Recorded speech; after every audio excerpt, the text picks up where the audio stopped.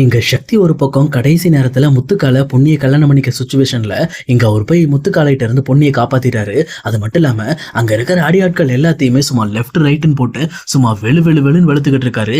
இன்னொரு பக்கம் முத்துக்காலையுமே இங்க சக்தியை அட்டாக் பண்றதுக்காக ஒரு கட்டை எடுத்துக்கிட்டு சக்தியை பின்னாடி இருந்து அடிக்க ஆரம்பிக்கிறாரு. ஆனா சக்தியுமே எதை பத்தியுமே கவலைப்படாம அந்த கட்டையை மறுபடியுமே பிடுங்கி இந்த பக்கம் முத்துக்காலைய சும்மா வெளுன்னு வெளுத்து எடுக்கிறாரு. இதெல்லாம் ஒரு பக்கம் நடந்துகிட்டு இருக்க இங்க பொன்னியை தனியா கூட்டிட்டு போன அந்த ரெண்டு லேடிஸையுமே கட்டி போட்டுட்டு எப்பவும் போலயே கைலாஷோட ஆட்கள் இந்த பக்கம் பொன்னியை கடத்திட்டு போயிடுறாங்க. இவங்க எல்லாம் அடிச்சு போட்டு உள்ள போன சக்தியுமே பொன்னி இருக்காங்களான்னு பார்த்துட்டு அங்க இருக்கிற ரெண்டு லேடிஸையுமே கட்டி போட்டுருக்கிறத பார்த்துட்டு என்னாச்சு இங்க இருந்த பொன்னி எங்க அப்படின்ற மாதிரி கேட்கறாங்க.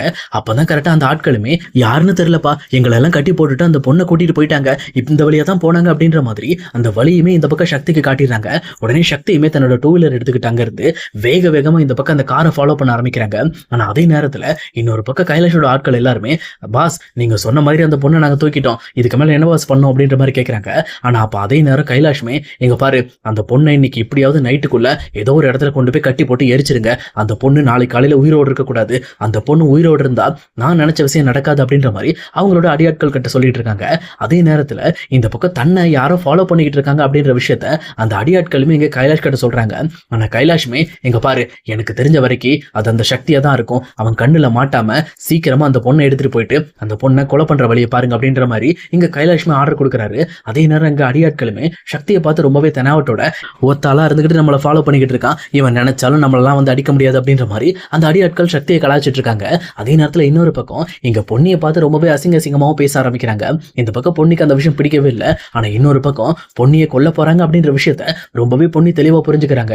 ஏன்னா பொன்னியை கொல்றதா அவங்களோட ஃபுல் மோட்டிவ் அப்படிங்கிறத பொன்னி தெளிவா தெரிஞ்சுக்கிட்டு கொஞ்சம் பயப்பட ஆரம்பிக்கிறாங்க. அதே நேரம் பொன்னியை ஃபாலோ பண்ணிக்கிட்டு இருக்க சக்தியுமே அவரோட டூ வீலர்ல பெட்ரோல் முடிஞ்சதுனால வேற வழி இல்லாம அந்த டூ வீலரை மறுபடியும் ஸ்டார்ட் பண்ணி பாக்குறாரு. ஸ்டார்ட் ஆகல. வேற வழியே இல்லாம அந்த கார் பின்னாடி அவருமே மூச்சு இறக்க சும்மா தங்குன்னு ஓடி வந்துகிட்டே இருக்காரு. அதே நேரம் அவங்களுமே அந்த அடியாட்கள் பொன்னி அவங்க நினைச்ச இடத்துக்கு கூட்டிட்டு போயிட்டு அங்க வச்சு பொன்னியை ஒரு மரத்தோட மரமா கட்டி போடுறாங்க. போட்டது மட்டும் இல்லாம அங்க அவங்க பெட்ரோல் ஊத்தி கொளுத்திடலான்னு ஒரு முடிவுக்கு வராங்க. ஆனா அங்கேயுமே ஒரு அடியாள் இந்த பக்கம் பொன்னியை பார்த்து ரொம்பவே அசிங்கமா பேச ஆரம்பிக்கிறாங்க. ஆனா இன்னொரு பக்கம் மத்தவங்க எல்லாம் சேர்ந்துட்டு, டே அவ்வளவுதான் கைலாஷ் சார் நம்மளை கொண்டு போட்டுருவாரு, ஒழுங்கா அவர் சொன்ன மாதிரி இந்த பொண்ணை கொண்டுட்டு நம்ம கிளம்புற வழியை பார்ப்போம் அப்படின்ற மாதிரி இங்க பெட்ரோல் எடுத்துட்டு வந்து பொன்னி மேலேயும் ஊத்துறாங்க. இங்க பொன்னியுமே ரொம்பவே பயப்பட ஆரம்பிச்சு என்ன பேசுறதுன்னு தெரியாம அப்படியே விழி பிதிங்க போய் நின்றுட்டு இருக்காங்க. ஏன்னா அவங்கள பேச விடாத மாதிரி வாயில பேண்டேஜிங் ஊட்டி அவங்கள ரொம்பவே கஷ்டப்படுத்திட்டு இருக்காங்க. அதே நேரம் இங்க கொளுத்திடலாம் அப்படின்னு சொல்லிட்டு இவங்களுமே அந்த கொல்லிக்கட்டை எடுத்துட்டு வந்து இங்க பொன்னிக்கு நெருப்பு வைக்கலாம்னு சொல்லி பக்கத்துல வராங்க. ஆனா அப்ப யாருமே எதிர்பார்க்காத மாதிரி இங்க சக்தியுமே மாசா ஓடி வந்து அந்த நெருப்பை வச்சிருக்க வர ஓங்கி ஒரே மிதி தான் அவர் அப்படியே பறந்து போய் அந்த கார்ல இடிச்சு கீழே விடுறாரு. இதை பார்த்தோன்னா மத்த அடியாட்கள்லாம் ரொம்ப டென்ஷன் ஆயிட்டு இந்த பக்கம் சக்தி அடிக்க போறாங்க. அப்ப சக்தியுமே எதை பத்தியுமே கவலைப்படாம தான் உயிரை பத்தி கூட யோசிச்சு பார்க்காம அந்த கொல்லிக்கட்டை எடுத்துக்கிட்டு பயங்கரமா அவங்க கிட்ட ஃபைட்டுக்கு போறாரு. சும்மா லெஃப்ட் ரைட்னு சொல்லி பயங்கரமா வந்து சண்டைக்கு போய் இங்க ஒரு வழியா வந்து சக்தியுமே பொன்னியை காப்பாத்திறாரு. இங்க பொன்னியுமே கட்டெல்லாம் அவுத்து விட்டு, பொன்னி இப்ப நீ நல்லா இருக்கியா, உனக்கு எந்த பிரச்சனையும் இல்ல அப்படின்ற மாதிரி பொன்னி கிட்ட கேட்கறாங்க. அப்ப பொன்னியுமே ரொம்ப பயந்து போயிட்டு, சக்தி இவங்கெல்லாம் யாரு, இவங்க எதுக்காக என்ன கொல்லணும்னு ட்ரை பண்றாங்க அப்படின்ற மாதிரி இங்க சக்தி கிட்ட கேட்கறாங்க. அப்ப சக்தியுமே, இப்ப நடந்துட்டு இருக்க விஷயங்களை பத்தி இப்ப நான் சொன்னா உனக்கு புரியாது, நம்ம வீட்டுக்கு போகும்போது நான் சொல்றேன் வா முதல்ல அப்படின்ற மாதிரி இங்க சக்தியுமே அடியாட்கள் கூட்டிட்டு வந்து அதே டாடா ஏசிலேயே மறுபடியும் இந்த பக்கம் பொன்னியை கூட்டிட்டு கிளம்பி போயிட்டு இருக்காங்க. அப்ப போயிட்டு இருக்க வழியில இங்க சக்தி கிட்ட மறுபடியும் பொன்னி கேள்வி கேட்கறாங்க. சக்தி சொல்லுங்க, எதுக்காக அவங்க என்ன கொல்ல ட்ரை பண்ணாங்க அப்படின்ற மாதிரி கேட்கறாங்க. அப்பதான் சக்தியுமே பேச ஆரம்பிக்கிறாரு. இங்க பாரு பொன்னி, அது வேற யாரும் கிடையாது, தோயநாதனோட பையனோட ஆட்கள் தான், அதாவது அவர் போலீஸா இருக்காரு அப்படின்ற மாதிரி இந்த பக்கம் ஜெயலட்சுமி அதாவது ஜெயா வந்து இங்க ஜெயில இருக்கிற விஷயம், அது மட்டும் இல்லாம பொன்னியோட அப்பா திரும்ப வந்த விஷயம் அப்படின்னு சொல்லிட்டு எல்லா விஷயத்தையும் ரொம்பவே ஓப்பனா இந்த பக்கம் பொன்னி கிட்ட சொல்றாங்க. இதை கேட்டோன்னே இந்த பக்கம் பொன்னிக்கு பயங்கரமான ஷாக்கு. என்ன சொல்றீங்க, எங்க அப்பா திரும்பி வந்துட்டாரா, எங்க அப்பா எங்க இருக்காரு அப்படின்ற மாதிரி ரொம்பவே பதற ஆரம்பிக்கிறாங்க. ஆனா சக்தியுமே, எங்க பாரு பொன்னி, உங்க அப்பா திரும்பி வந்ததுலாம் இப்ப விஷயம் கிடையாது, அவர் திரும்பி வந்தது மட்டும் இல்லாம இப்ப நம்மளோட மொத்த குடும்பத்தையும் ஒரு பெரிய பிரச்சனைக்குள்ள இழுத்து விட்டுட்டாரு. இங்க தோய்நாதனோட பையன் கூட சேர்ந்துக்கிட்டு இப்ப எங்க அம்மாவை தூக்கி ஜெயில போட்டாங்க, அவங்க உள்ள கடந்து ரொம்ப கஷ்டப்பட்டுட்டு இருக்காங்க. அந்த தோய்நாதனோட பையனும் எப்படியோ உன்னை கொன்னுட்டு எங்க அம்மாவை உள்ளே வச்சுக்கணும்னு சொல்லி ட்ரை பண்ணிட்டு இருக்கான். அந்த விஷயத்துல இருந்து காப்பாற்றுதான் நான் ஒன்னு தேடி உன் ஊருக்கே வந்தேன் அப்படின்ற மாதிரி அந்த விஷயத்த ரொம்பவே தெளிவா சொல்றாங்க. இதை கேட்டோன்னு தான் பொண்ணுக்கு தெரியுது, நம்ம ரொம்ப பெரிய தப்பு பண்ணிட்டோம், அவசரப்பட்டு முடிவெடுத்துட்டோம் போல இருக்கு அப்படின்ற மாதிரி கொஞ்சம் வருத்தப்பட ஆரம்பிக்கிறாங்க. ஆனா அதே நேரத்துல சக்தி இன்னொரு பக்கம் சண்முகத்துக்கு கால் பண்ணி, இங்க பாருங்க நான் பொண்ணியை கூட்டிட்டு போயிட்டு இருக்கேன், நீ நேரம் என்னோட காரை மட்டும் எடுத்துட்டு நீ ஊருக்கு வந்துடுறேன் அப்படின்ற மாதிரி சண்முகத்தை இன்ஸ்ட்ரக்ஷன் கொடுக்குறாங்க. இன்னொரு பக்கம் இங்க சந்திரசேகருக்கு கால் பண்ணி தான் பொண்ணியை கூட்டிட்டு வரதாவும் அதுக்காக நீங்க வக்கீல்லாம் ரெடி பண்ணிருங்க, நான் வந்த உடனே கேஸை வாபஸ் வாங்கிடலாம்னு சொல்லிட்டு இங்க சக்தி சக்தி எல்லா ஏற்பாடுகளையும் முன்னாடியே பண்ணிக்கிட்டு இருக்காரு. இன்னொரு பக்கம் சந்திரசேகரும் ரொம்ப சந்தோஷத்தோட சரி சக்தி நீ போனை பொண்ணுகிட்ட கொடு அப்படின்ற மாதிரி இந்த பக்கம் பொண்ணுகிட்ட போனை கொடுக்க சொல்றாங்க. அப்ப சக்தியுமே அப்பா பேசுறாங்க அப்படின்ற மாதிரி பொண்ணுகிட்ட போனை கொடுக்குறாங்க. பொண்ணுமே போனை வாங்கிட்டு என்ன மன்னிச்சிருங்க மாமா, என்னால தானே உங்களுக்கு இவ்வளவு பெரிய பிரச்சனை அப்படின்ற மாதிரி கேட்கறாங்க. ஆனா இன்னொரு பக்கம் சந்திரசேகரும் இல்லம்மா உன்னால பிரச்சனை இல்ல, நாங்க பண்ண பிரச்சனைகளோட விளைவு தான் இப்ப இந்த அளவுக்கு பெருசா வந்திருக்கு. நீ இப்ப வந்துட்டல்ல, எல்லாமே சரியாயிடும் விடு, நீ வருத்தப்படாத, உன்னாலதான் அத்தை உள்ள இருக்கான்னு நினைச்சு நீ கவலைப்படாத அப்படின்ற மாதிரி இங்க சந்திரசேகர் பொன்னிக்கு ஆறுதல் சொல்றாங்க. அதுக்கப்புறம் எப்பவும் போல அடுத்த நாள் காலையில இங்க பொன்னி கூட்டிட்டு சக்தியுமே இங்க ஸ்டேஷன் வந்துடுறாரு.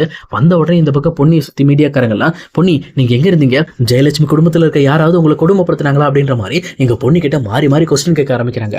ஆனா பொன்னியுமே தன்னோட அப்பா நிக்கிறத பார்த்த உடனே அடுத்த செகண்ட் ஓடி போய் இந்த பக்கம் முத்தையாட்ட அப்பா நல்லா இருக்கீங்களா அப்பா அப்படின்ற மாதிரி அவங்களை ஹேக் பண்ணி பயங்கரமா ஃபீல் பண்ணி அழ ஆரம்பிக்கிறாங்க.